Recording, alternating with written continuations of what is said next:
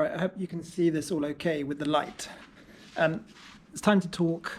Well, I just feel I haven't spoken about the visa options for moving to Malaysia. And maybe if you're Malaysian, you're wondering how people move here. So I'll just try and do like a quick rough estimate of how people get here and how people stay here. And for those looking to move, what our thoughts were. So obviously there's a standard tourist visa. You fill out an MDAC form as you enter, and that gives you 90 days.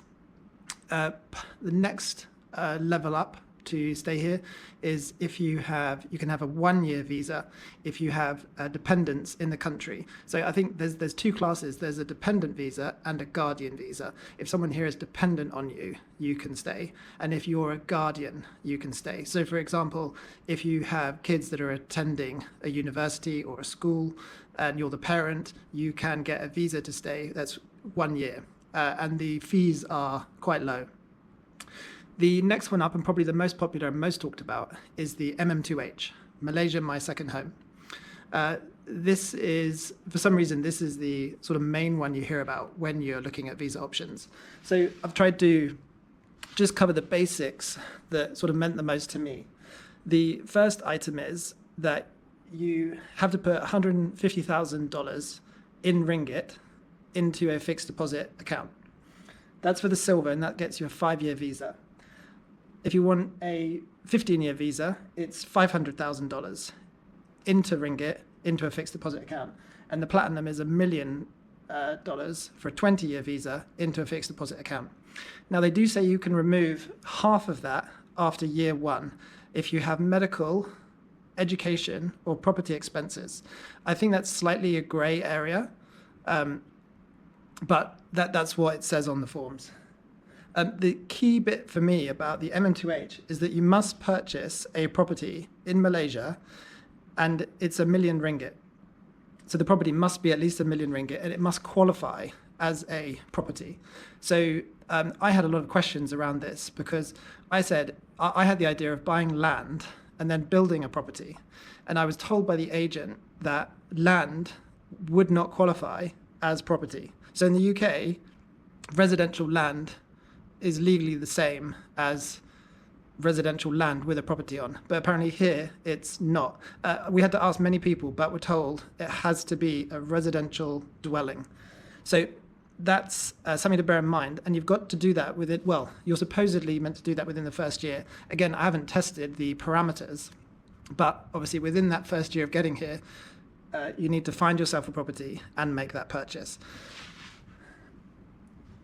I guess if you've sold your property, say in the UK, this is quite achievable because hopefully you'll have equity from your UK property, enough to spend on a $1 million ringgit property and to put money in the bank. That I guess is the objective, because this is meant as a retirement visa. So they're assuming you have a certain amount of equity and cash, and they want to see it in the bank and they want to see it into a property. It's a sensible visa, I'd say. It's very sensible in terms of the government and in terms of the people they want to have come here. There's fees to doing this. Again, not too bad, so I haven't kind of mentioned them as a part of the main details. The main point for me about the MM2H was that you have to purchase the property and that it couldn't be land to build on. The other key point about MM2H is that you cannot work in Malaysia. You don't have to have an income or proof of like resources, because you've kind of already proven that. But yeah, you cannot take a job. Again, it's another sensible item. You can't take them a job of a Malaysian or someone with sort of permanent status here. This will never get you to being a citizen. You get 20 years and then you renew, or 15 years and renew, or 5 and renew. You cannot at present, this doesn't take you towards being a citizen or a passport holder. Just something to bear in mind, because some countries, after a certain amount of time, you can progress to being a citizen.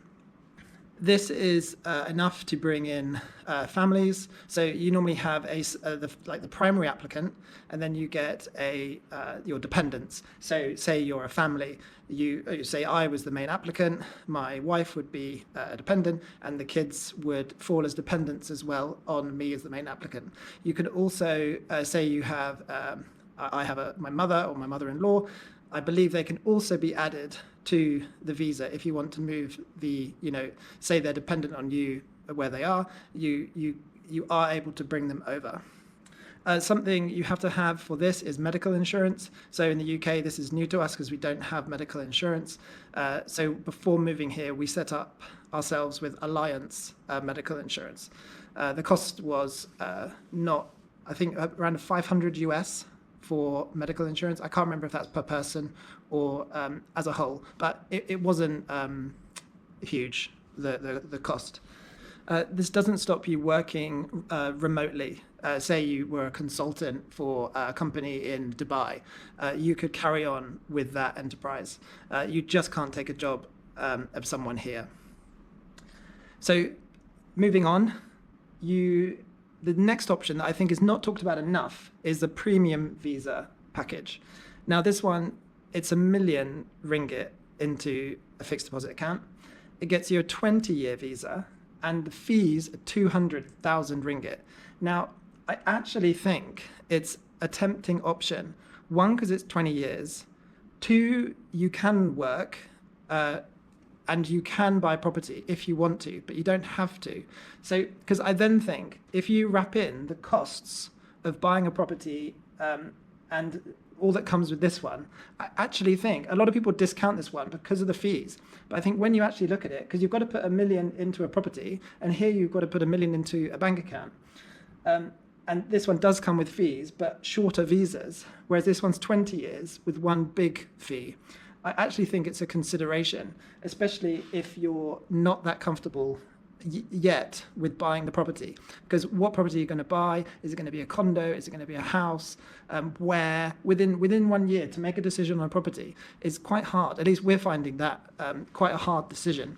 So I think more people should look at this one than I believe is what is happening. I think everyone looks at this one and comes down to this silver package. Not that you will be wanting to work, it's kind of in Malaysia. This one comes with a proof of income from outside of Malaysia. So that's something to bear in mind for that one. But I do think more people should consider this one. I've talked about being a guardian. And then obviously, if we've met a lot of people here that work for international companies, and they come in on an employment visa, and normally that's sorted out by your company. So probably most people, they let the company deal with that one. Like if you're a teacher, your school, an English teacher, say, your school will set you up because they'll have done it, 1,000 times. So they have it all very straightforward. You can incorporate a company. And there's certain rules. You have to employ a certain number of people. I think there's only a number of employment rule. I don't think there's any, you don't have to have a certain amount of turnover or anything, because obviously it'd be a fledgling company. But you can get a visa that way. And then there is a digital nomad visa. I've only briefly looked at it. And it's kind of for those 20, 30-year-olds that have a contract with a big company. They have a stable income. And again, there's a lot of proof of your employment to get that visa.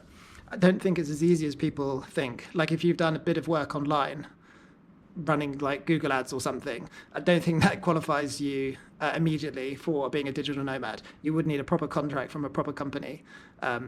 I believe, obviously, without actually applying for it, it's hard to really know the ins and outs. But those are your options. Our thought was, we thought initially when we moved here that we would have to have this all in place before we arrived.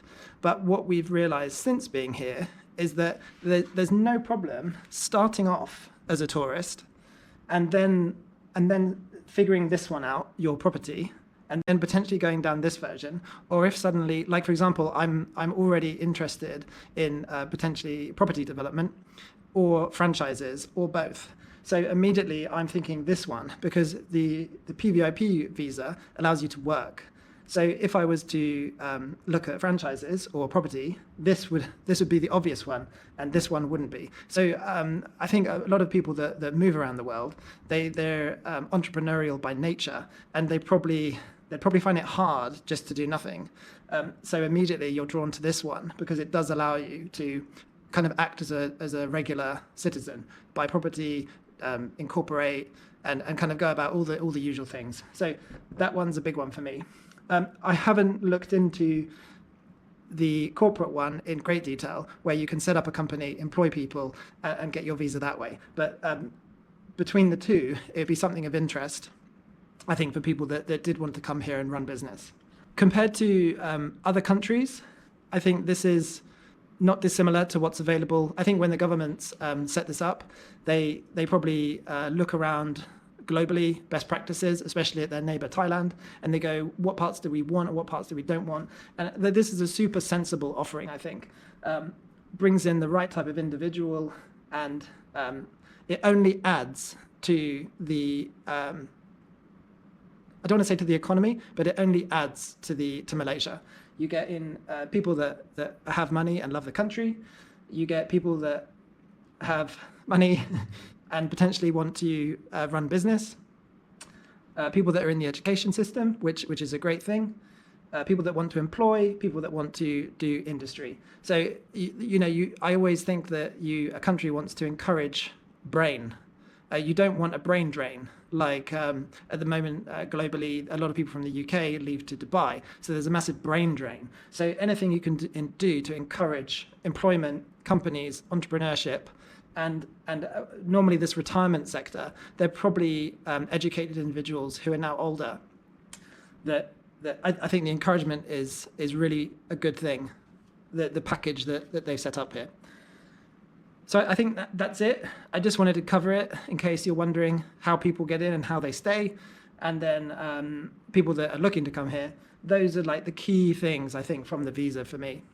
In terms of how do you go about it, there is a list of agents that the government approves of to use these. And personally, I would go direct to the agent. I wouldn't go to another middleman, just because if it's possible to go direct with the agent, why wouldn't you?